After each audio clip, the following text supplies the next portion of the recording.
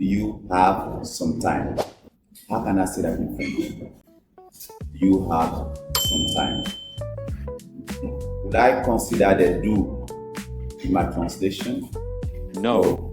But there are many ways to say that. But the first mode, interrogative mode in French, is the easiest. It's known as the intonations. So, vous avez du temps, which means you have some time. In that case here, you use what you call the tone, you pitch up. Okay? Let's see another question. Are you sick? The statement is there, tu es malade. Are you with me? So I pitch it up. Tu es malade? That becomes now a question. The second one, which is common in writing form, is also informal, but it's common, is the use of SQ. See, if I say SQ, don't try and translate the SQ, it will lead you nowhere. So let's say the first sentence which you said, do you have some time? Earlier you say, vous avez du temps, right? I cannot add, est-ce que vous avez du temps? Est-ce que vous avez du temps? That will mean what? Do you have some time? By using the SQ, you don't need to pitch up. The tone can be flat. So the SQ mode is just like think about the statement and use the SQ in front. It becomes a question. The intonation, think about the statement. Don't do any change.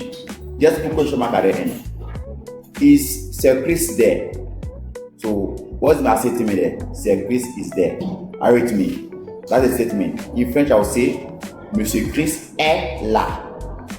Monsieur Chris est là. That's the statement. Now, if I want to make a question, what will I say? Using the intonation. The statement was, Monsieur Chris est là. Oui. Très bien. Monsieur Chris est là.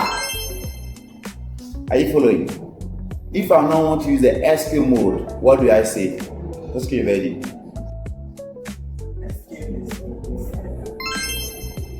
C'est clair. Est-ce que Monsieur Chris est là? Now, coming to what is important is known as l'inversion, the inversion. You have to invert the order, and that can be seen in English.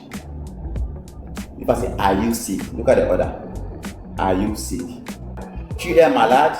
Est-ce que tu es malade? Now, using the inversion become, es-tu malade? Es-tu malade?